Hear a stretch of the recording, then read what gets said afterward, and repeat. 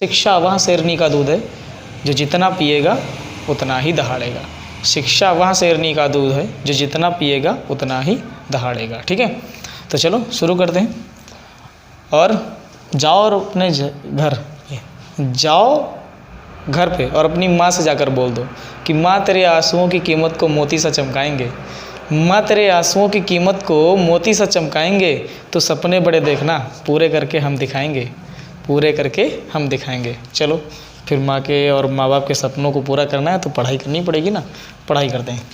आज की class thumbnail में आपने देख ही लिया होगा, क्लास 12th केमिस्ट्री ठोस अवस्था द सॉलिड स्टेट। ठीक है, इसलिए मैंने कहा था आज की क्लास स्पेशल होने वाली है। आज से केमिस्ट्री शुरू हो रही है और आज से आपको सिर्फ फिजिक्स का लेक्चर नहीं मिलेगा, आपको एक केमिस्ट्री का मिलेगा और एक फिजिक्स का मिलेगा पर डे, मैं इसकी गारंटी देता हूँ। ठीक है, चलो शुरू करते हैं। और अगर मैं ना दूं आपको तो आप कमेंट बॉक्स में इतनी कमेंट करिएगा कि मैं मजबूर हो जाऊं बनाने के लिए वीडियो।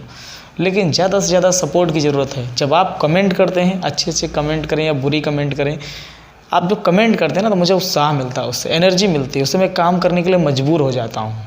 ये चीज़ है। चलिए शुरू करते हैं आज की क्लास।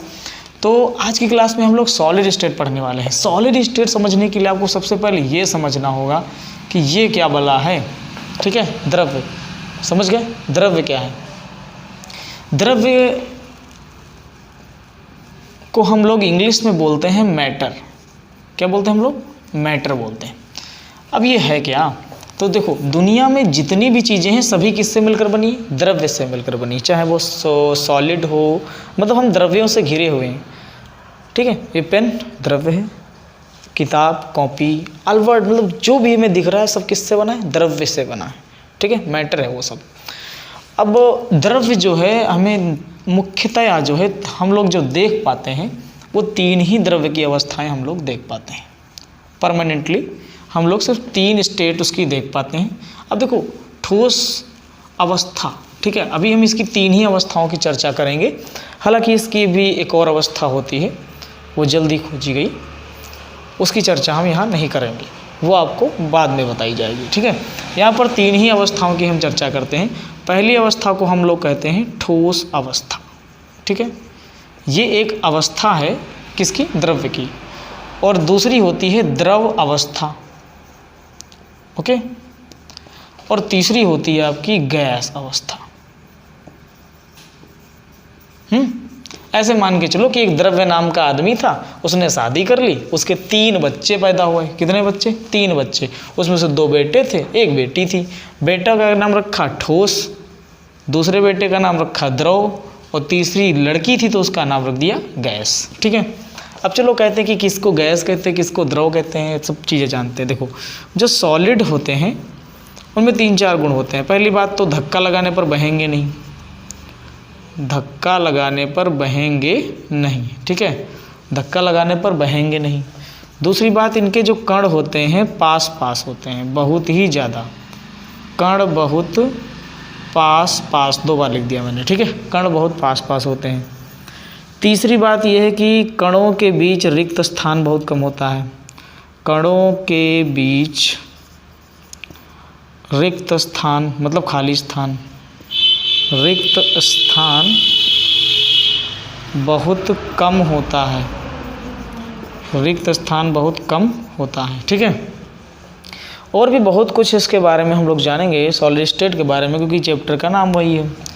और हाँ, इनकी एक और चीज़ खासियत होती है, आकार व आयतन दोनों निश्चित होता है। आकार व आयतन निश्चित होता है। ठीक है, इनका आकार व आयतन क्या होता है? निश्चित होता है। मतलब ये जैसे सॉलिड है, इसको मैं पेन को मैं बाल्टी में रखूँ या कटोरी में रखूँ, ये ऐसा ही रहेगा, ये बदलेगा नहीं। ठीक है, आकार व आयतन निश्चित होता है।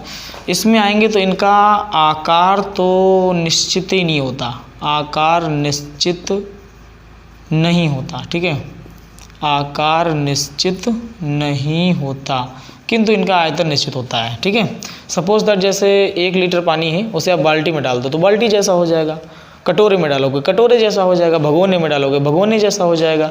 किंतु उसका जो आयतन है 1 लीटर वो 2 लीटर नहीं होगा कभी, वो 1 लीटर है तो 1 लीटर ही रहेगा। बट जिस बर्तन में आप पानी को डालोगे उसी बर्तन के जैसा आकार ले लेगा। तो जो लिक्विड्स होते हैं, जो द्रव होते हैं, वो जिस बर्तन में डाले जाते हैं उसी के आकार के हो जाते हैं, ठीक है। और मतलब उनका जो आकार है वो निश्चित नहीं है, लेकिन उनका जो आयतन है वो निश्चित है, ठीक है। तो इनका आकार निश्चित नहीं होता है, बट मतलब लेकिन आयतन निश्चित होता है। हम लिखने की ज़रूरत नहीं है क्योंकि यहाँ पर मैं ये पढ़ना नहीं ज़्यादा, बस थोड़ा थोड़ा जान लो। कण इनके क्या होते हैं, दूर दूर होते हैं। इनके कण क्या होते हैं, ठोस की अपेक्षा क्या होते हैं, दूर दूर होते हैं। ठोस की अपेक्षा कणों के बीच रिक्त स्थान भी ज़्यादा होता है, ठीक है। और एक चौथा जो पॉइंट है, धक्का लगाने पर ये बहने लगते हैं। धक्का लगाने पर क्या होते हैं, बहने लगते हैं। इनकी बात करें तो इनका ना तो आयतन निश्चित होता है ना ही आकार निश्चित होता है। ना तो आयतन निश्चित होता है ना ही आकार निश्चित होता है। सुनकर आप एक एक पॉइंट लिख सकते हैं, ठीक है। इनका ना तो आकार निश्चित होता है ना ही आयतन निश्चित होता है, मतलब कुछ भी निश्चित नहीं होता। भाई गैस को आप क्या करोगे, उस बर्तन में है जब तक तो है, और बर्तन में भी रहती है तो वो दीवार पे धक्का लगाती रहती है बर्तन के। सिलेंडर में अगर भरोगे तो सिलेंडर की दीवार पे वो धक्का मारा करती है। ज़रा सा सिलेंडर की दीवार को आप हीट कर दो तो वो धक्का देकर विस्फोट करके निकल जाएगी, ठीक है, जो हमारी गैस होती है। तो गैस का ना आकार निश्चित है ना आयतन। और बात करें दूसरे पॉइंट की, तो इसके जो कण होते हैं वो बहुत ही ज़्यादा दूर दूर होते हैं, बहुत ही ज़्यादा, एक यहाँ एक वहाँ एक वहाँ, ठीक है। और ये जो कण होते हैं सिलेंडर के अंदर, ये अनियमित गति किया करते हैं गैस के कण, ठीक है। अनियमित गति को हम लोग कहते हैं जो है ऐसे जिगजैग मोशन, क्या कहते हैं, जिगजैग मोशन, ठीक है।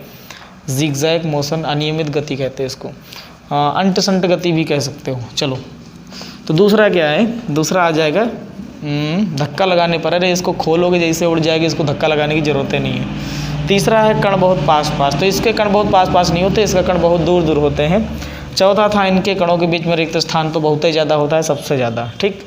और बाकी मैंने आपको बता ही दिया कि आकार व आयतन निश्चित नहीं होता है, ठीक है। ये थी गैस, ये था द्रव, और ये ठोस अवस्था, ठीक है। अब हम लोग तो ठोस अवस्था के बारे में पढ़ेंगे अच्छे से। तो चलो ठोस अवस्था में चर्चा करते हैं, सब बेकार चीज़ें हैं, ठीक है। इनकी हमें चर्चा नहीं करनी है, हम केवल सॉलिड की बात करेंगे। यहाँ पर पूरे अध्याय में सिर्फ सॉलिड की बात होगी, ठीक है, मैटर के एक स्टेट की। तो मैटर का एक स्टेट उठा लेते हैं, ठोस। सबसे पहले देखेंगे ठोस, ठीक बच्चा। ठोस जो होते हैं, सॉलिड जो होते हैं, उनको 2 टाइप से बांट दिया गया। कितने टाइप से बांट दिया गया है, 2 टाइप से बांट दिया गया, ठीक है। 2 भागों में बांट दिया गया इनको। और पहले वाले भैया को जो है कह दिया गया जो है इनको कह दिया गया क्रिस्टलिन ठोस। इनको बोल दिया गया क्रिस्टलिन ठोस। क्रिस्टलिन अंग्रेजी ना बड़ी ख़राब चीज़ होती है, क्रिस्टलिन। स्पेलिंग मिस्टेक ना हो इसलिए मैं बार बार देख लेता हूँ। मुझसे इंग्लिश में स्पेलिंग मिस्टेक बहुत बढ़िया से होती है, ठीक है। चलो, ये होगा crystalline solid. Crystalline solid English में भी लिखा करो, आगे आप ही को फ़ायदा होगा, ठीक है। क्रिस्टलिन सॉलिड्स, इनको कहा जाता है क्रिस्टलीय ठोस। हिंदी में कहते हैं क्रिस्टलीय ठोस, ओके, क्रिस्टलिन सॉलिड्स। अब इधर आपका मिल जाएगा एमोर्फस सॉलिड, ठीक है, एमोर्फस सॉलिड।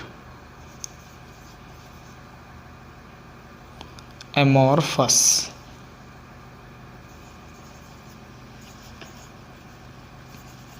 एमोर्फस सॉलिड्स, ठीक है।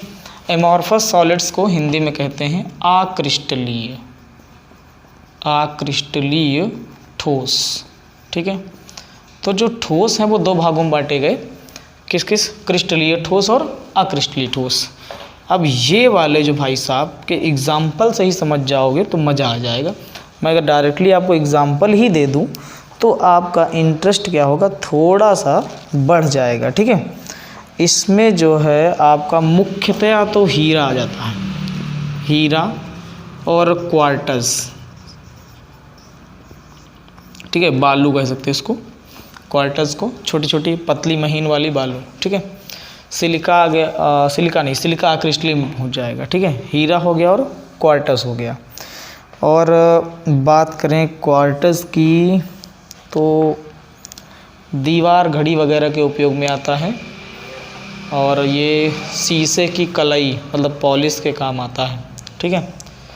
हीरा तो आप जानते हो आभूषण बनाने में काम आता है। आभूषण मतलब हीरे, मतलब वो जो पहनती हैं औरतें, गहने, ठीक है, वो बनाने में काम आता है। यहाँ पर अगर एग्जाम्पल की बात करें तो सबसे बढ़िया एग्जाम्पल हो जाता है प्लास्टिक, ठीक है। कांच, कांच एक अक्रिस्टलीय ठोस है। कांच, रबर, सिलिका, ठीक है, ये सब हमारे क्या हैं, अक्रिस्टलीय ठोस हैं, ठीक है। अब इनकी बात करें ये होते क्या हैं, तो इनमें जो है कणों की व्यवस्था जो होती है वो निश्चित होती है। अब हम शुरू से लेकर चलते हैं आपको, ठीक है। इसको ऊपर की ओर लेकर चलते हैं, ये सब लिख लिया होगा। चलो करेंगे। अभी तक हमने जाना कि ठोस दो प्रकार के होते हैं, क्रिस्टलीय ठोस और अक्रिस्टलीय ठोस। अब यहाँ पर हम क्रिस्टलीय ठोस को डिस्कस करेंगे। क्रिस्टलीय ठोस क्या होता है, ठीक है। क्रिस्टलीय ठोस वे ठोस जिनमें अवयवी कणों की एक निश्चित व्यवस्था होती है, जिनमें अवयवी कणों की एक निश्चित व्यवस्था होती है, ठीक है। जिनमें जो अणु और परमाणु होते हैं उसके, वो अगर एक सीरियल वाइज बिल्कुल सही क्रम में लगे हों तो उस ठोस को हम लोग क्या कहते हैं, क्रिस्टलीय ठोस कहते हैं। क्रिस्टलीय ठोस की एक और पहचान होती है, उसे जब आप काटोगे, ठीक है, तो वो भंगुर नहीं निकलेगा, मतलब उसकी जो मतलब की सतह होगी वो चिकनी निकलेगी, उबड़ खाबड़ सतह नहीं निकलेगी, ठीक है। तो ये होते हैं हमारे क्रिस्टलीय ठोस। और इनमें क्या होता है, इनमें कणों की व्यवस्था जो होती है वो दीर्घपरासी होती है। इनमें जो कणों की व्यवस्था होती है वो कैसी होती है, दीर्घपरासी होती है। इनके गलनांक जो होते हैं वो कैसे होते हैं, निश्चित। इनके जो गलनांक होते हैं वो निश्चित होते हैं, मतलब कि जैसे लोहा है, लोहा 1700 डिग्री सेल्सियस पर पिघल जाता है तो वो निश्चित है, ठीक है। और भी जितने भी एलिमेंट हैं उनका एक निश्चित टेम्परेचर है कि इतने ही टेम्परेचर पे क्या होंगे, पिघल जाएंगे। गलनांक मतलब होता है पिघलना। कोई वस्तु जितने ताप पर पिघल जाती है वो ताप उसका क्या कहलाता है, गलनांक कहलाता है।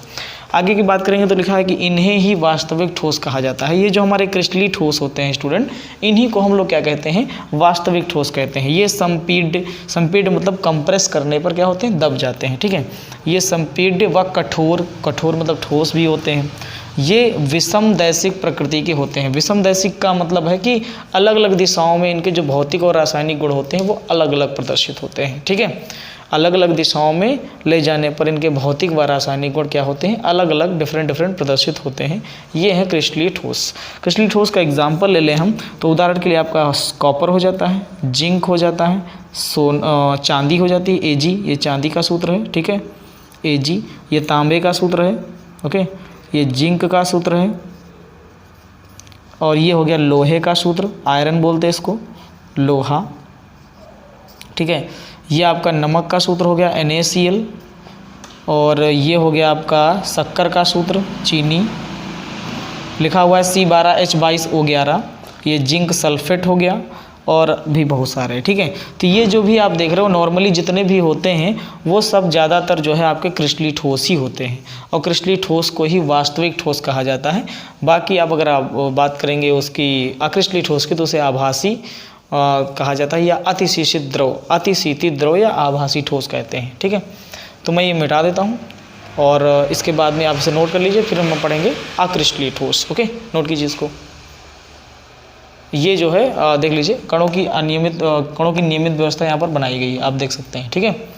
अब जल्दी से इसको नोट करो ताकि मैं आपको अक्रिस्टलीय ठोस बता सकूँ। तो चलिए अब देख लेते हैं अक्रिस्टलीय ठोस क्या होते हैं। अक्रिस्टलीय ठोस, तो अक्रिस्टलीय ठोस वे ठोस जिनमें अवयवी कणों की कोई नियमित या निश्चित व्यवस्था नहीं होती है, ठीक है। अभी तक आपने क्रिस्टलीय में सीखा था कि इनमें जो है कणों की एक निश्चित व्यवस्था होती है, जिसके एक निश्चित व्यवस्था के साथ वो रखे होते हैं। बट अक्रिस्टलीय ठोस जो होते हैं उनमें कणों की कोई निश्चित व्यवस्था नहीं होती, ठीक है। इनमें लघुपरासी व्यवस्था पाई जाती है। उसमें कौन सी पाई जाती थी, दीर्घपरासी व्यवस्था, ठीक है। और इनमें कौन सी पाई जाती है, लघुपरासी व्यवस्था। उसमें जो है हीट करने पर जो कण थे वो दूर दूर जाते थे तो दीर्घपरासी हो जाता, दीर्घ मतलब बड़ा, ठीक है। और इनमें क्या होता है, हीट करने पर ये क्या होता है, छोटे मतलब कि पास इनके कण आते जाते हैं, तो इनको हम कहते हैं लघुपरासी। अब यहाँ पर आगे बात करेंगे, इनका गलनांक निश्चित नहीं होता है। जैसे कांच हो गया, प्लास्टिक हो गया, रबर हो गया, इनका जो गलनांक होता है वो निश्चित नहीं होता है। इन्हें अतिशीतित द्रव या फिर आभासी ठोस भी कहते हैं। अतिशीतित द्रव इनको इसलिए कहा जाता है क्योंकि ये जो है द्रव की भांति बह भी सकते हैं। जो अक्रिस्टलीय ठोस है वो द्रव की भांति बह भी सकते हैं, लेकिन उनकी जो स्पीड होती है बहने की वो बहुत स्लो होती है, बहुत ही ज़्यादा धीरा होती है। ठीक है, कई वर्षों बाद आपको ये इफेक्ट देखने को मिलेगा, हो सकता है 100 सालों बाद देखने को मिले। ठीक है, ये समदैशिक प्रकृति के होते हैं, इनका जो सिस्टम है ये समदैशिक होते हैं, मतलब किसी भी दिशा में लेके जाओ इनके गुणों में कोई भिन्नता नहीं पाई जाती, मतलब इनके सभी दिशाओं में इनके जो गुण होते हैं, भौतिक व रासायनिक गुण, वो एक समान रहते हैं।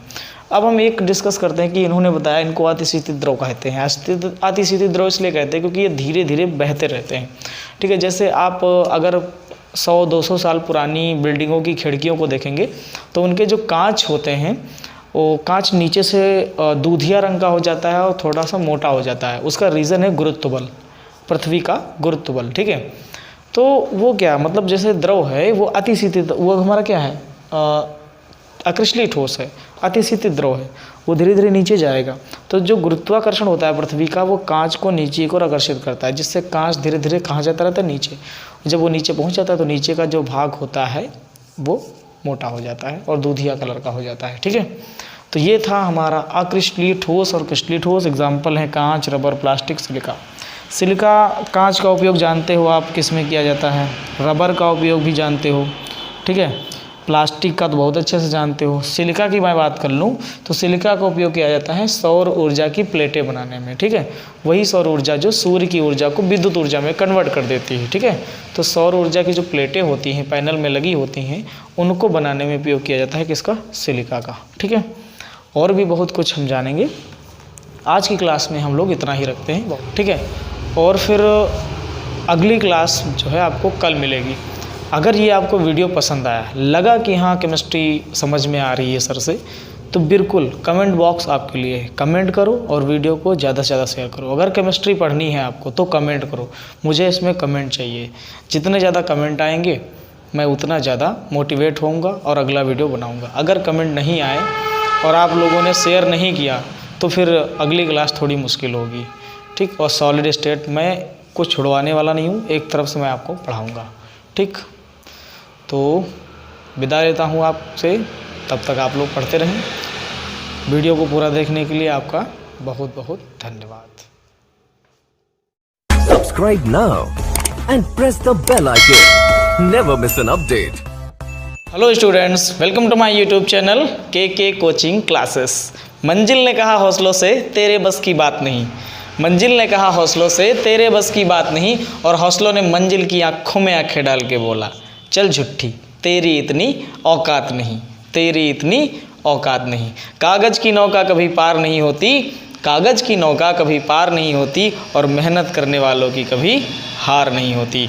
तो मेहनत करते रहें, आपकी हार कभी भी नहीं होगी, मंजिल आपके कदमों को चूमेगी, ये मैं गारंटी देता हूँ आपको। बस आप मेहनत करते रहें, पढ़ाई करते रहें। तो चलिए शुरू करते हैं आज की क्लास। और आज की क्लास का जो हमारा टॉपिक है वो क्या है, याद रखें, जो पानी से नहाता है वो लिबास बदलता है, जो पानी से नहाता है वो लिबास बदलता है, और जो पसीने से नहाता है वो इतिहास बदलता है। इतिहास बदलने का अगर ठान रखे हो, अगर चाहते हो कि तुम्हारे कंधे पे स्टार लगे, तो मेहनत कर लो मेरे साथ। चलिए शुरू करते हैं आज की क्लास को।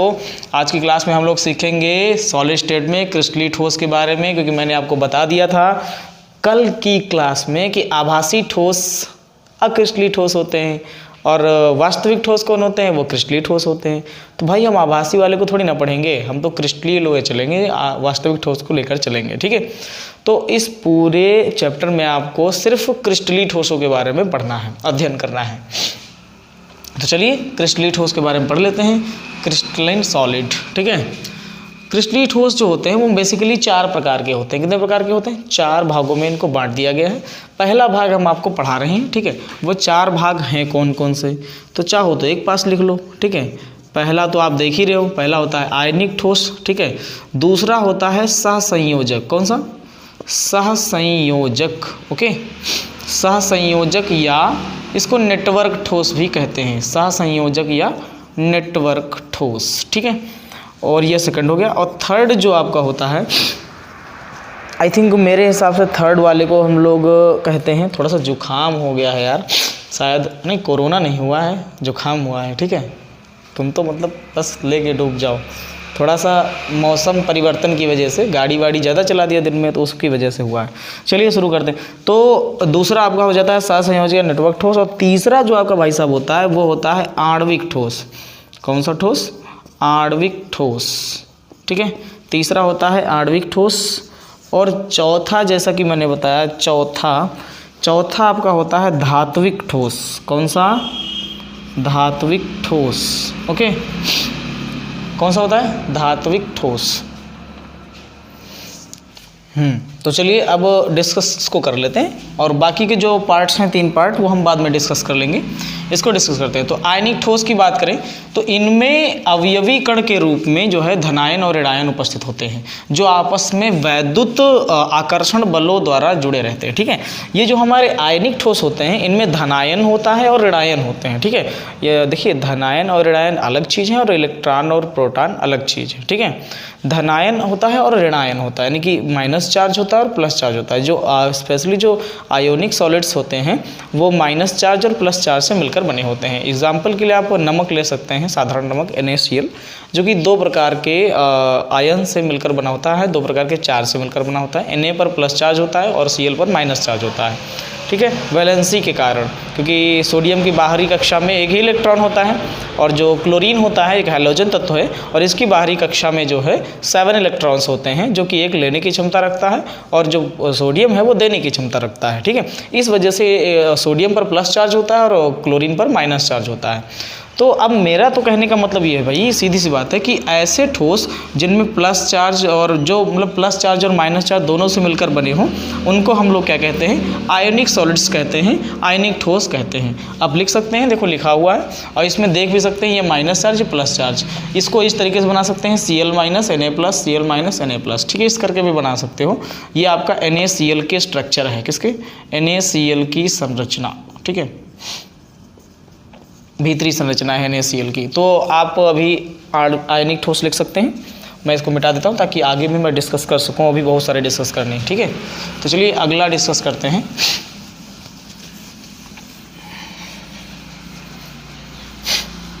एग्जाम्पल भी मैंने लिख दिया था। अगला है आपका दूसरा वाला, ये रह गया मिटाने को, ये देखो। ठीक है, इसको मिटा देते हैं।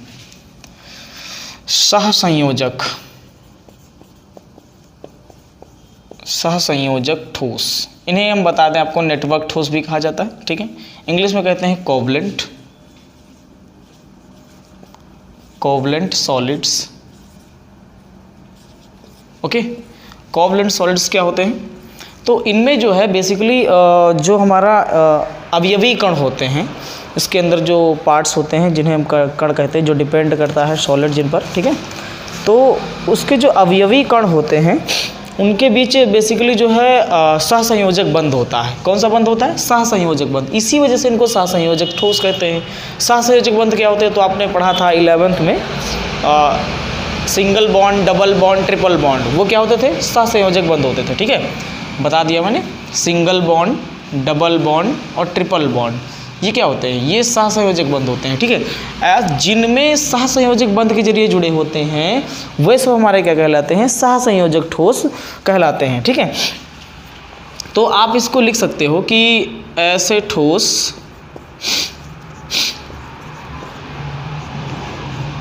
जिनमें अवयवी कण किसके? सहसंयोजक बंध। ठीक है, सहसंयोजक बंधों द्वारा जुड़े होते हैं। ठीक है, और दूसरा आप क्या बताओगे? फर्स्ट तो ये हो गया। दूसरा आप क्या बताओगे? कि ये बहुत कठोर व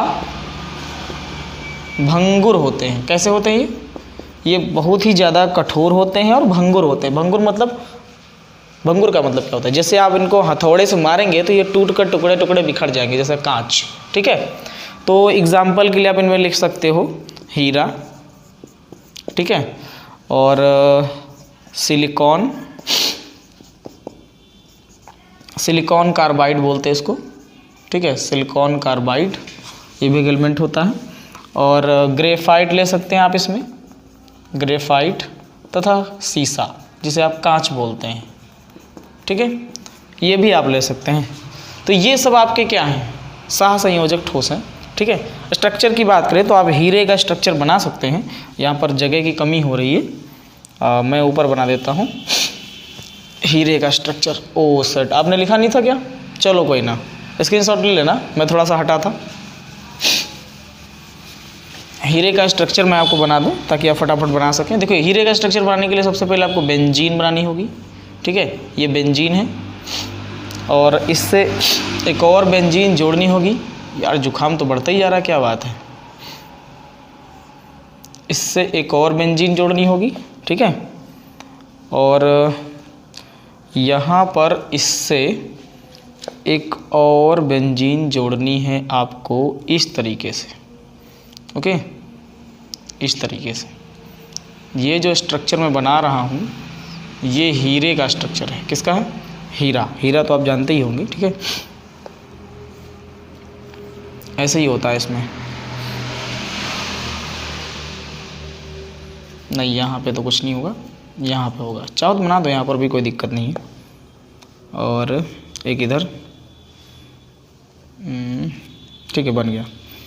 यहाँ पर, यहाँ पर, यहाँ पर, ऐसे ऐसे, ये सब अवयवी कण हैं। हीरे में इसी प्रकार अवयवी कण होते हैं, ओके, ये हो गए अवयवी कण।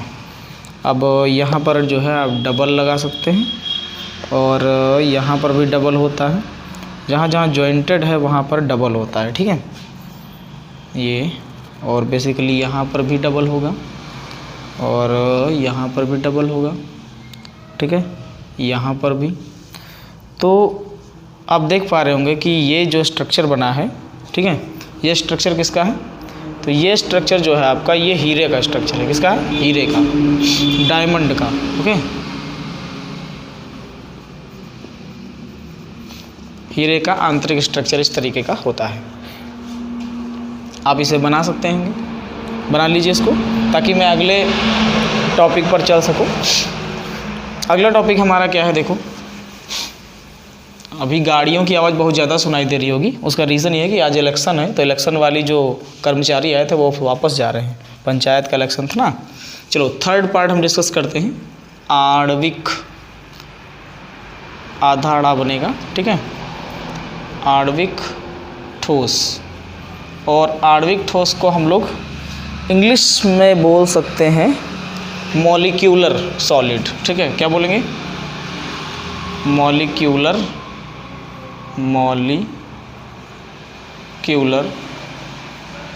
सॉलिड्स, ठीक है। मॉलिक्यूलर सॉलिड्स कुछ नहीं होता है, इसमें अवयवी कणों के रूप में जो है, इसमें जो है अवयवी कणों के रूप में, अवयवी कणों के रूप में कौन होते हैं? तो अणु होते हैं। कौन होते हैं? अणु होते हैं, ठीक है। और ज़्यादा इसमें आपको नहीं जानना है, बस इतना जान लेना। और एक चीज़ कि इसमें जो है ये दो टाइप के होते हैं, ये जो है दो टाइप के होते हैं। पहला होता है ध्रुवीय और दूसरा होता है अध्रुवीय, ठीक है, समझ गए। जो आणविक ठोस होते हैं वो दो टाइप के होते हैं, ध्रुवीय और अध्रुवीय। अध्रुवीय में भी अधिकतर गैसें आती हैं, जैसे हाइड्रोजन हो जाती है, और क्लोरीन हो जाती है, आयोडीन हो जाती है, मतलब हैलोजन सब लोग पाए जाएंगे। आर्गन गैस हो गई, एक अक्रिय गैस है, ठीक है। तो कार्बन टेट्राक्लोराइड भी हो जाती है। कौन सी? कार्बन टेट्राक्लोराइड, ठीक है। ये अध्रुवीय में आ जाती हैं। ध्रुवीय की बात करूँ मैं, ध्रुवीय में आपका आ जाएगा, एक तो होती है सल्फर डाइऑक्साइड गैस, ठीक है। कौन सी? Sulphur dioxide gas. और दूसरी होती है आपकी HCl। कौन सी होती है? HCl, समझ गए, हाइड्रोक्लोरिक अम्ल। तो ये सब ध्रुवीय और अध्रुवीय के एग्जाम्पल हो गए, आणविक ठोस के एग्जाम्पल हो गए। आणविक ठोस में अवयवी कणों के रूप में कौन उपस्थित होता है? अणु उपस्थित होता है। ध्रुवीय क्या होते हैं? जिनके जो सेंटर्स होते हैं वो बिल्कुल एक सामने सामने हो तो उनको कहते हैं ध्रुवीय। ऐसे ठोस जिनके सेंटर सामने सामने ना हो, ठीक है, तो उनको हम लोग क्या बोलते हैं? अध्रुवीय, ओके। चलिए, अच्छी बात है। अब चौथा वाला डिस्कस कर लेते हैं फटाफट। कि चौथा क्या है। तो चौथा वाला जो हमारा है वो है धात्विक ठोस। मैंने बताया था अभी, चौथा जो है उसको क्या कहते हैं हम लोग, धात्विक ठोस। धात्विक ठोस। अब ये धात्विक ठोस क्या होता है, इंग्लिश में क्या कहते हैं, मेटालिक सॉलिड्स। क्या कहेंगे, metallic solids. Metallic solids. Okay, metallic solid क्या होते हैं, तो मेटल आप जानते होंगे, धातुओं में क्या होते हैं, इलेक्ट्रॉन्स होते हैं, सीधी सी बात है, ठीक है, मुक्त इलेक्ट्रॉन्स। तो बोलोगे कि इनमें अवयवी कण कौन होते हैं, इलेक्ट्रॉन। शॉर्टकट में मैं लिख रहा हूँ इलेक्ट्रॉन को, इलेक्ट्रॉन, ईओ ना, इलेक्ट्रॉन, ठीक है, होते हैं, इलेक्ट्रॉन होते हैं। इनमें अवयवी कणों के रूप में कौन होते हैं, तो इनमें अवयवी कणों के रूप में इलेक्ट्रॉन होते हैं। ये जो सॉलिड्स होते हैं वो आघात वर्धनीय होते हैं। कैसे होते हैं, आघात वर्धनीय। अब ये क्या है, आघात वर्धनीय। तथा तन्य होते हैं, तथा तन्य होते हैं। देखिए, आघात वर्धनीय का मतलब है हथौड़ा से पीटने पर ये बढ़ते हैं, पतली पतली चादरों में कन्वर्ट हो जाते हैं। हथौड़ा मारेंगे, जैसे लोहा है, लोहे को लोहार हथौड़े से मार मार के ठीक है, पतला करके खुरपे या फरोहे के रूप में परिवर्तित कर देता है। तो वो कैसा हो गया, तन्य हो गया, ठीक है। सोने को खींचोगे तो लगभग 1 ग्राम सोने को खींचकर 2 किलोमीटर लंबा तार बनाया जा सकता है। कितना, 2 किलोमीटर लंबा तार 1 ग्राम सोने को खींचकर। तो यानी वो काफ़ी ज़्यादा तन्य होता है। सबसे तन्य हमारा सोना ही होता है, ठीक है, और सबसे ज़्यादा विद्युत का सुचालक हमारा चांदी होता है। तो चलिए, आघात वर्धनीय था तन्य का मतलब मैंने आपको बता ही दिया, खींचकर पतले तार बनाना, ठीक है। और आघात वर्धनीय मतलब पीटने पर इनमें वृद्धि होना, ठीक है। पीटने पर वृद्धि होने के गुण को क्या कहते हैं, आघात वर्धनीयता कहते हैं। और खींचने पर पतले पतले तार में बदलने के गुण को क्या कहते हैं, तन्यता कहते हैं। तो ये तन्य होते हैं और आघात वर्धनीय होते हैं, ठीक है।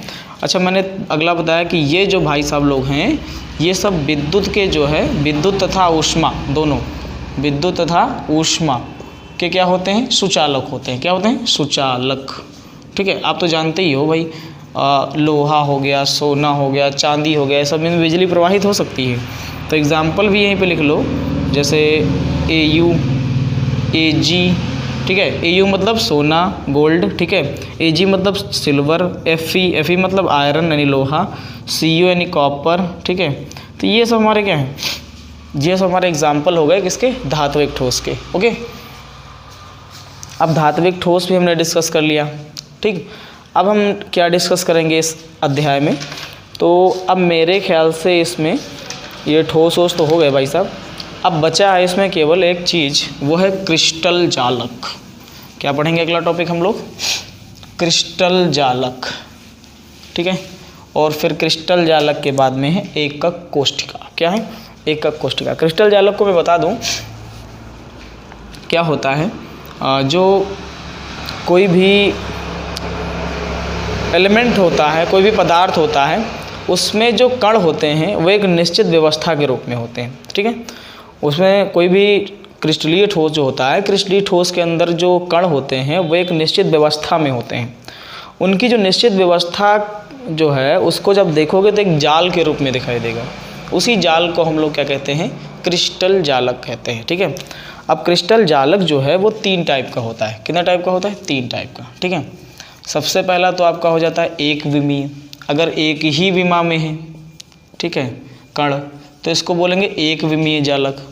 अगर मान लो 2 लाइनों में है, मतलब उनमें केवल लंबाई, जब केवल एक ही विमा हो, या तो लंबाई हो या तो चौड़ाई हो, तो बोलेंगे एक विमीय। क्या बोलेंगे, एक विमीय, ठीक है, 1 डायमेंशन, ठीक है। जैसे मान लो कि किसी भी एलिमेंट में जो परमाणु है वो इस तरह लगे हुए हैं, सिर्फ लंबाई के ही रूप में, तो हम बोलेंगे एक विमीय, क्योंकि विमा एक ही है, ठीक है। अगर वो कुछ लंबाई के रूप में लगे हों, कुछ चौड़ाई के रूप में लगे हों, ठीक है, तो इसको हम लोग बोलते हैं 2 विमीय। क्या बोलते हैं, 2 विमीय, ठीक है। इसको कहा जाता है 1 डायमेंशन, ठीक है। इसको कहा जाता है 2 डायमेंशन, शॉर्टकट में 1D, और इसको 2D बोलते हैं, ठीक है, 1D एंड 2D। अब बात करें हैं हम लोग 3 डायमेंशन की, तो 3 डायमेंशन में क्या होता है, उसमें आपका त्रिविमीय होता है, मतलब उसमें लंबाई भी होगी, चौड़ाई भी होगी और ऊंचाई भी होगी। ठीक है, जब लंबाई, चौड़ाई, ऊंचाई तीनों होता है तो ऐसे को हम लोग बोलते हैं 3 डायमेंशन या 3D। ठीक है, त्रिविमीय। समझ में आ गई बात? तो ये हमारे क्रिस्टल जालक हैं। त्रिविमीय जो क्रिस्टल जालक होता है उसका सही स्ट्रक्चर मैं आपको बना के दिखाता हूँ। सही स्ट्रक्चर, ठीक है, सही स्ट्रक्चर आपका इस तरीके से बनेगा त्रिविमीय का।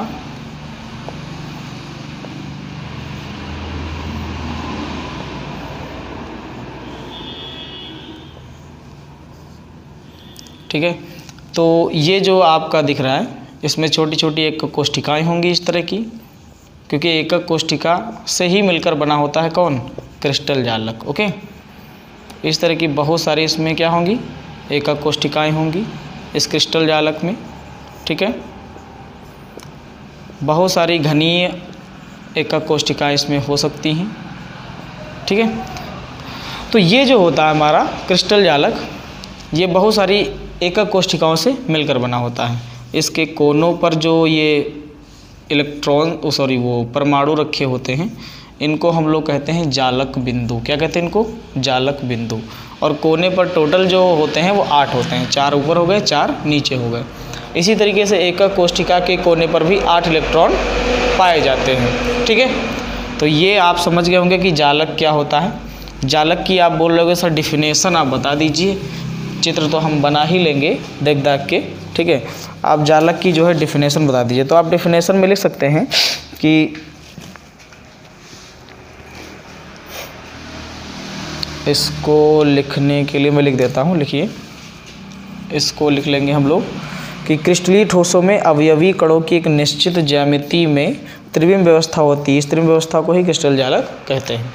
क्रिस्टलीय ठोसों में अवयवी कणों की एक निश्चित देखो ऐसे बोलेंगे कि क्रिस्टलीय ठोसों में अवयवी कणों मतलब अवयवी कण कौन होते हैं? तो परमाणु होता है, अणु भी हो सकता है, या फिर आयन हो सकते हैं। पीछे आपने आयनिक ठोस में पढ़ा। ठीक है, अवयवी कणों की एक निश्चित व्यवस्था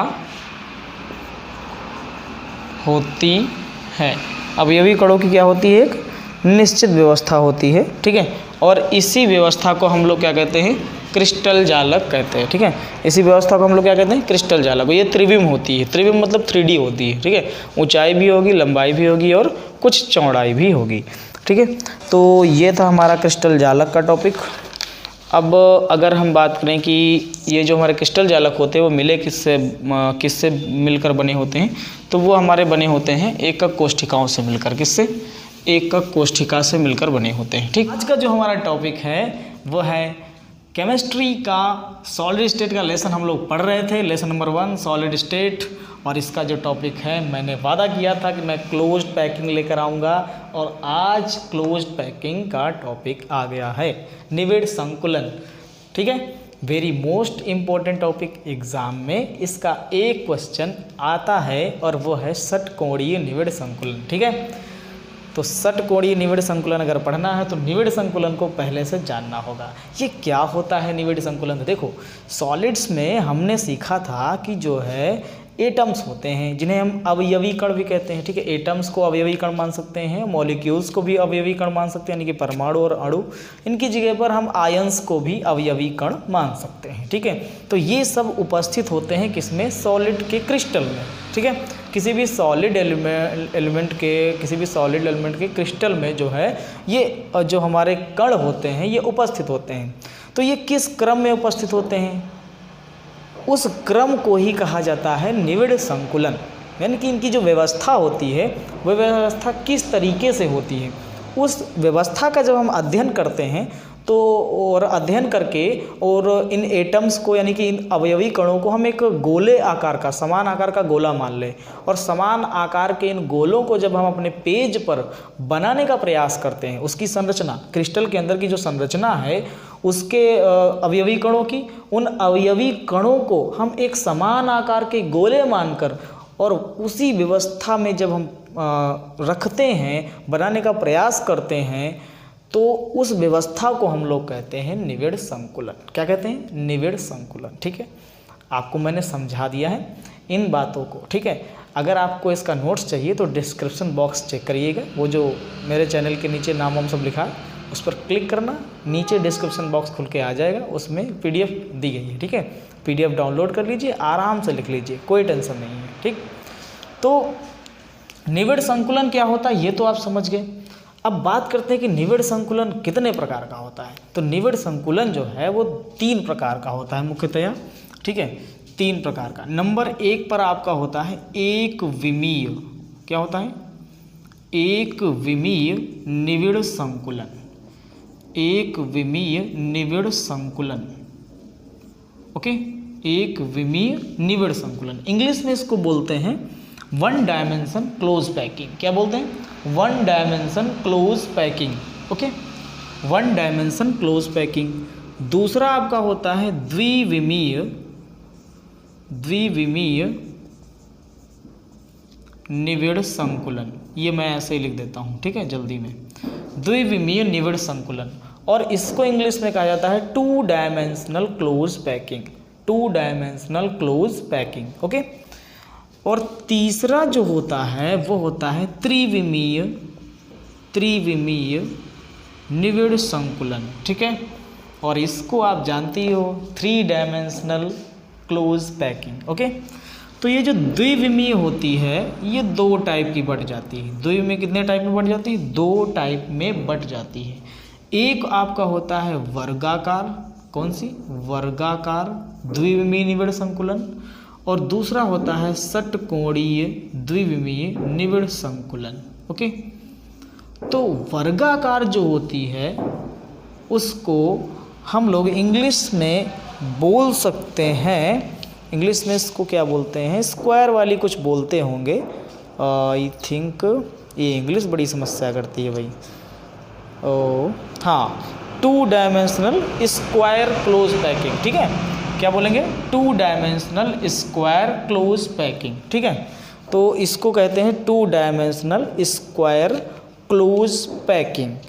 और जो हमारी ये षटकोणी वाली होती है इसको हम लोग बोलेंगे 2 डायमेंशनल हेक्सागोनल क्लोज पैकिंग। ठीक है, 2 डायमेंशनल हेक्सागोनल क्लोज पैकिंग इसको बोलेंगे 2 डायमेंशनल हेक्सागोनल क्लोज पैकिंग। इसको क्या बोलेंगे? 2 dimensional square close packing, 2 dimensional hexagonal close packing. ठीक है, तो ये सब आपको पढ़ना है। ये भी फिर आगे जाकर 2 भागों में बट जाता है। ठीक है, सबसे ये 2 भागों में बटता है। क्यों 2 भागों में बटता है? क्योंकि ये जो देखो, एक विमीय से बनता है द्विविमीय और द्विविमीय से बनता है त्रिविमीय। तो त्रिविमीय बनाने के लिए आपके पास 2 होने चाहिए ना, एक वर्गाकार से त्रिविमीय, एक षटकोणीय से त्रिविमीय। ठीक है, तो हम आज के टॉपिक में जो है डिटेल में जो पढ़ेंगे वो सिर्फ इन 2 को पढ़ेंगे। त्रिविमीय वाली हम कल डिस्कस करेंगे, अपने आप में वो बहुत ब्रॉड है और वहाँ से क्वेश्चन भी कम आते हैं एग्जाम में। ठीक है, क्वेश्चन यहीं से आते हैं, बट हम तो नॉलेज के लिए पढ़ रहे हैं तो हम वो भी पढ़ेंगे, त्रिविमीय भी पढ़ेंगे। ठीक है, बट उसको कल पढ़ेंगे। आज का टॉपिक हमारा सिर्फ इन 2 पर बेस्ड रहेगा। नोट्स आप PDF इसको डाउनलोड कर लीजिए, लिंक दे दिया है डिस्क्रिप्शन बॉक्स में। एक विमीय निविड़ संकुलन। ठीक है, एक विमीय निविड़ संकुलन क्या होता है? देखो, इसमें जो है जो गोलों को रखा जाता है वो एक लाइन में सिर्फ रखा जाता है, एक दूसरे से स्पर्श करते हुए। ध्यान रखना, एक दूसरे से स्पर्श करते हुए, ऐसे ऐसे। ये जो पैकिंग है हमारी ये कहलाती है 1 डायमेंशनल। क्या कहलाती है? 1 dimensional. Okay, 1 dimensional close packing. समझ में आ रहा? ये हो गई एक विमीय निविड़ संकुलन। ठीक है, एक विमीय निविड़ संकुलन ये हो गया। इसका क्या सिस्टम होता है, तो इसमें जो है सभी गोले एक दूसरे को स्पर्श करते हुए रखे जाते हैं एक ही पंक्ति में।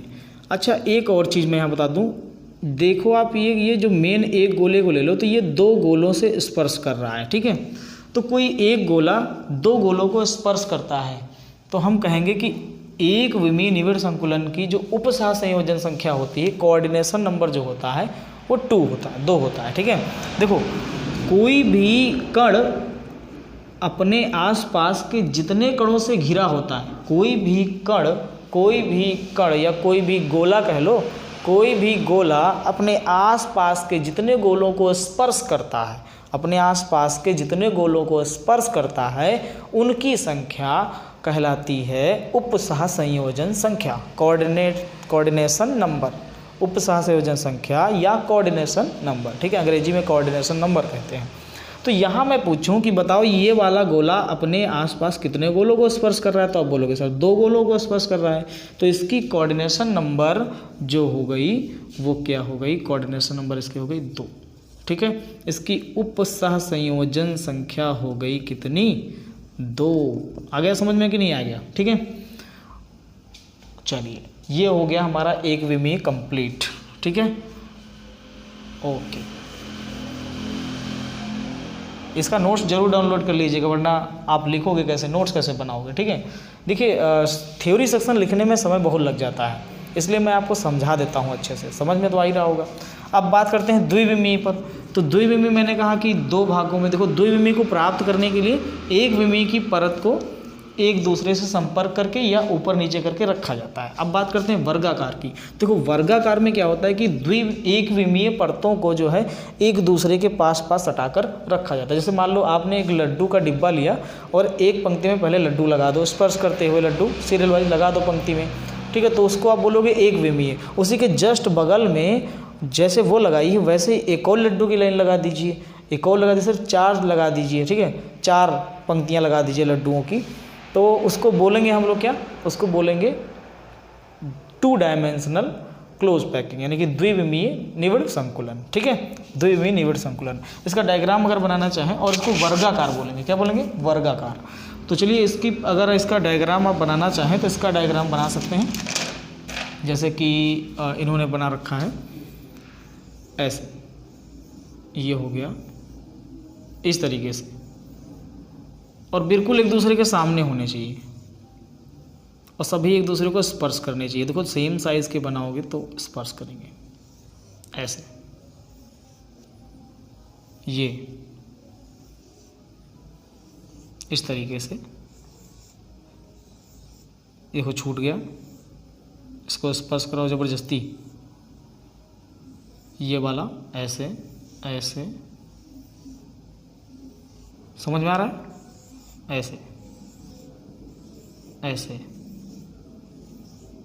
ये, ठीक है। तो ये आपका क्या हो जाता है, द्विविमीय वर्गाकार निविड़ संकुलन। ये वर्गाकार वाली कौन सी है, वर्गाकार, ठीक है, द्विविमीय वर्गाकार निविड़ संकुलन। अब अगर आप इसको इसके किसी 4 गोलों को मिलाइए तो देखिए कि एक वर्ग बनता है। क्या बनता है, एक वर्ग बनता है। 4 गोलों के केंद्रों को मिलाओगे तो वर्ग बनता है, ठीक है, इसलिए इसको वर्गाकार कहा जाता है। कहीं भी आप मिलाइए तो क्या बनेगा, वर्ग बनेगा, इसीलिए इसको क्या कहा जाता है, वर्गाकार कहा जाता है। ऐसे मिला लीजिए, ठीक है, तब भी आपका वर्ग बनेगा। ये देखिए, ऐसे मिलाएंगे तब भी ये वर्ग बनेगा, इसलिए इसको वर्गाकार कहा जाता है। आई बात समझ में।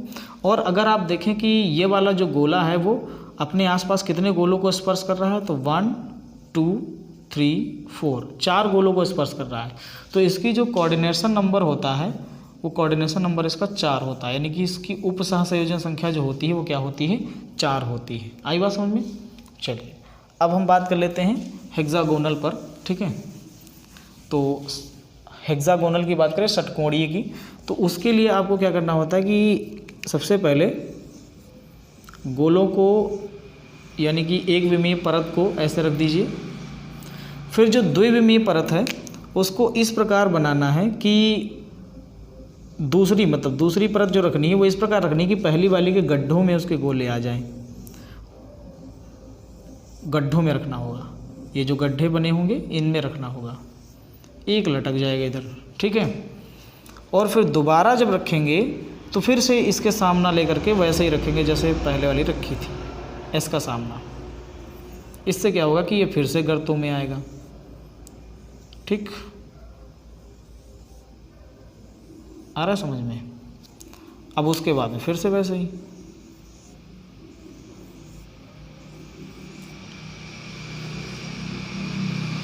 ठीक, जो हमारी वर्गाकार है इसमें जो पैटर्न प्राप्त होता है वो ए पैटर्न प्राप्त होता है। इसमें जो पैटर्न प्राप्त होगा वो क्या प्राप्त होगा? देखो ए बी और यहाँ भी ए, यहाँ बी, तो ए बी पैटर्न इसमें प्राप्त होता है। ठीक है, ए बी पैटर्न इसमें प्राप्त होता है।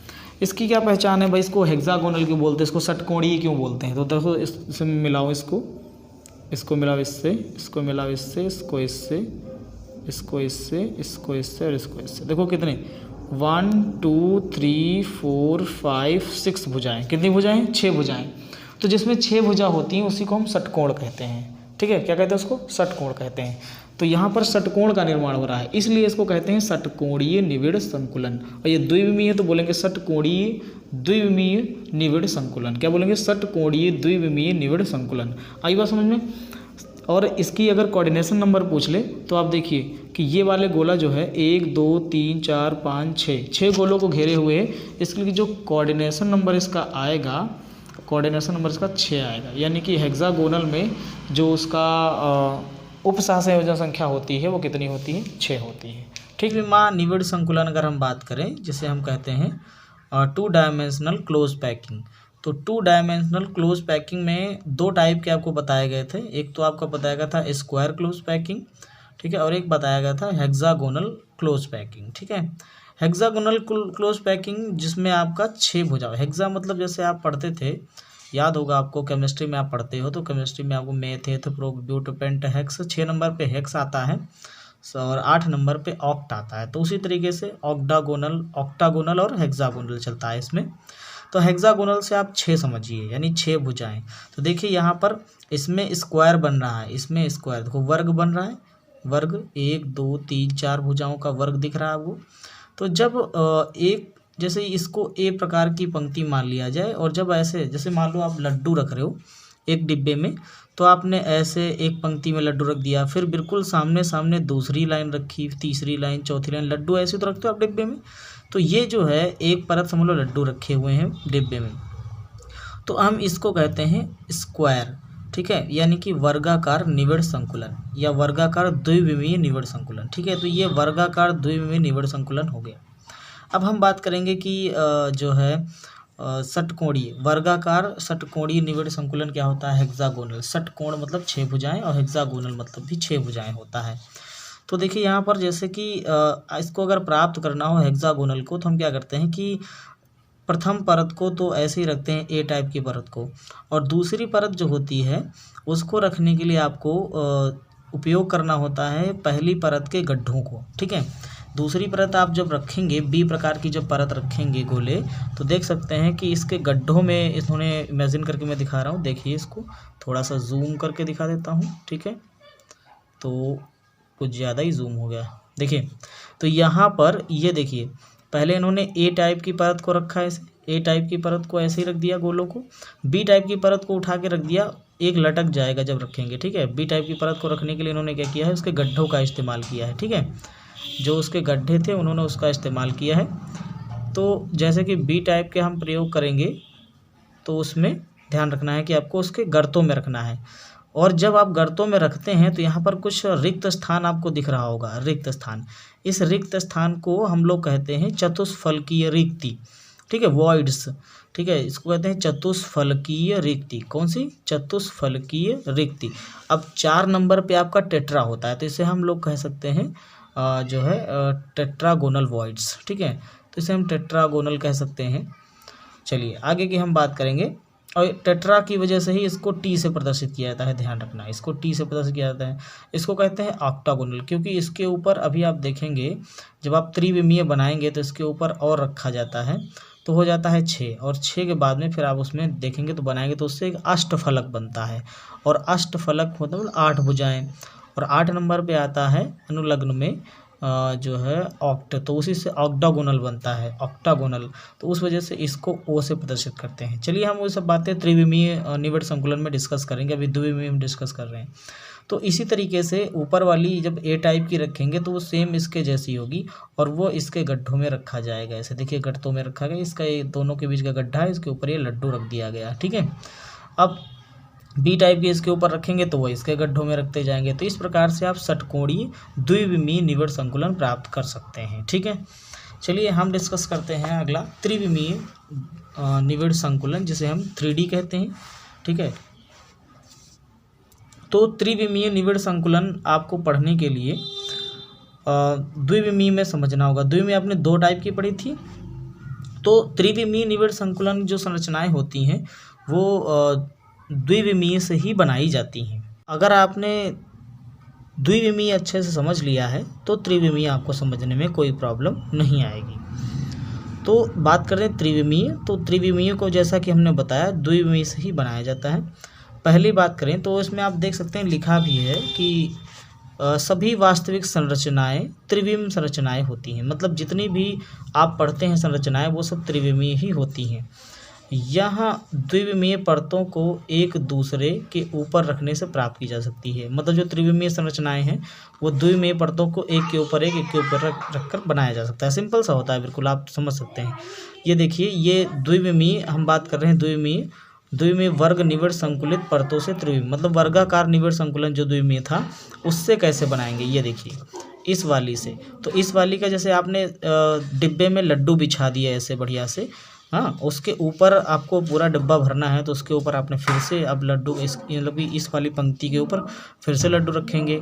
अब वो दोहरा लग जाएगा, दोहरा तल्ली, उसके बाद में फिर से आपने उसके ऊपर एक परत रख दी, फिर उसके ऊपर एक परत रख दी, 4 परतों में रख करके आपने डिब्बे को पैक करके भेज दिया। तो वो जो 4 परतों के बाद में रख जाएगा तो कुछ इस तरीके का नज़र आएगा, देख सकते हैं इस तरीके का, ठीक है। ये 4 सब सामने सामने लड्डू बढ़िया से पैक हैं, रखे हुए हैं।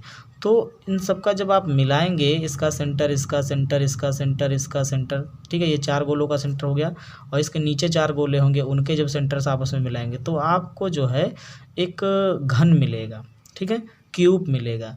इसीलिए इससे बनने वाला जो स्ट्रक्चर होता है, जो क्रिस्टल होता है, उस क्रिस्टल को हम कहते हैं सरल घनीय क्रिस्टल। क्या कहते हैं? सरल घनीय क्रिस्टल, ठीक। और इसके अंदर जो एकक कोष्ठिका होती है, यूनिट सेल होती है, उस यूनिट सेल को कहा जाता है सिंपल प्रिमिटिव सेल, आद्य एकक कोष्ठिका, ठीक है। तो चलिए इतनी बात आपको समझ में आ गई होगी। अब हम बात करते हैं कि षटकोणीय निविड़ संकुलन से आप किस प्रकार से त्रिविमीय निविड़ संकुलन बनाएंगे। तो देखो उसके 2 तरीके हो सकते हैं, देखिए ये द्विविमीय निविड़ संकुलन षटकोणीय वाला है, हेक्सागोनल। तो हेक्सागोनल से आप किस प्रकार से बनाएंगे, तो सबसे पहला ये होता है कि जैसे कि ये परत पड़ी हुई है, तो अब इसके भी कुछ गड्ढे होंगे, जैसे कि कुछ रिक्तियाँ होंगी, जैसे कि ये रिक्तियाँ हमारी कौन है, ये रिक्तियाँ मैं जिन पर आपको रेड कलर से आपको पेन चला कर दिखा रहा हूँ, ठीक है। ये जो रिक्तियाँ हैं हमारी, ये कहलाएंगी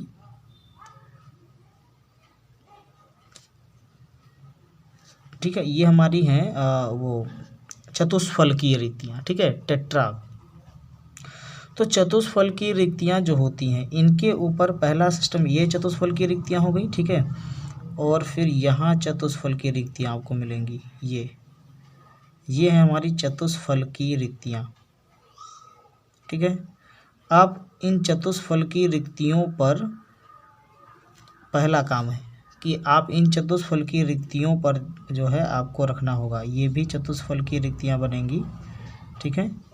तो पहला काम है कि आप इन चतुष्फलकीय रिक्तियों पर रखें गोलों को, ठीक है। आपको एक सेकेंड, ये वाली होंगी चतुष्फलकीय रिक्तियाँ, ठीक है। चतुष्फलकीय रिक्तियाँ उल्टा बनेंगी, ठीक है। मैं ब्लू से कर देता हूँ ताकि आपको समझ में आ जाए, वो गलत मैंने बता दिया, गलती से देखा नहीं। ये हैं चतुष्फलकीय रिक्तियाँ, ठीक है, ये जो हैं दिख रही, ये हैं चतुष्फलकीय रिक्तियाँ जिन्हें मैं अब बना रहा हूँ, ठीक है। तो चतुष्फलकीय रिक्तियाँ जो होती हैं ये वाली, सबसे पहला काम है चतुष्फलकीय रिक्तियों पर गोलों को रख करके एक स्ट्रक्चर बनाएं, ठीक है। तो ये एक तरीका हो जाता है। और इस तरीके को हम लोग कहते हैं द्वितीय परत को प्रथम परत के ऊपर रखना। ठीक है, द्वितीय परत को प्रथम परत के ऊपर इस प्रकार से रखते हैं। सबसे पहले हम रखते हैं चतुष्फलकीय रिक्तियों को भरते हुए। इस प्रकार रखा जाता है कि सारी चतुष्फलकीय रिक्तियाँ क्या हो जाए, भर जाएं। दूसरा ट्रिक ये होता है कि हम इस प्रकार से रखें कि उसकी सभी जो है अष्टफलकीय रिक्तियाँ भर जाएं। अष्टफलकीय रिक्तियाँ जैसे ये वाली, ठीक है, ये वाली जहाँ पे पेन रखा है मैंने, फिर से जूम करना पड़ेगा।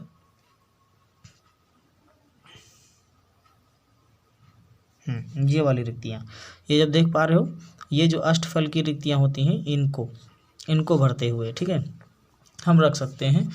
तो हमें मिल जाएगा त्रिविमीय ज्यामिति। ठीक है, ये देखिए आपको समझाया गया है। यह है चतुष्फल की रिक्ति। होता क्या है कि 3 गोले तो होते ही हैं, और ऊपर से जब हम रखते हैं द्वितीय परत को, तो द्वितीय परत का ऊपर का गोला भी एक आ जाता है। तो जैसे कि एक ये गोला, एक ये गोला, एक ये गोला, ये होगा ऊपर वाला गोला। तो कितने फलकों से घिर गई, जो खाली स्थान था वो घिर गया 4 फलकों से, इसलिए कहते हैं चतुष्फलकीय रिक्ति। हम बात करें यहाँ पर, तो यहाँ पर आपका अष्टफलक बनता है, क्योंकि 6 गोले होते हैं, इसलिए इसको कहते हैं अष्टफलकीय रिक्ति। ठीक है, तो यहाँ पर आपको सारी चीज़ें समझ में आ गई होंगी। अष्टफल की रिक्त क्या होता है और चतुष्फल की रिक्त क्या होता है। ठीक है, यहाँ पर आपको कुछ चीज़ें दिखाई गई हैं कि किस प्रकार से क्या होता है। ये आपको षटकोणीय दिखाया गया है, षटकोणीय क्या होता है, घनीय क्या होता है। ठीक है, ये सब चीज़ आपको दिखाई गई हैं। अष्टफल की रिक्तियों का आच्छादन। ठीक, तो ये था हमारा वीडियो जो है मोस्टली त्रिविमीय निविड़ संकुलन पर। बेसिकली अब हम बात करेंगे आगे जो है संकुलन क्षमता पर। ठीक है, तो संकुलन क्षमता यानी पैकेजिंग एफिशिएंसी। तो पैकिंग एफिशिएंसी के लिए हमें नेक्स्ट वीडियो का वेट करना होगा। ठीक है, तब तक आप लोग ये टॉपिक क्लियर कर लीजिए। Thanks for watching video.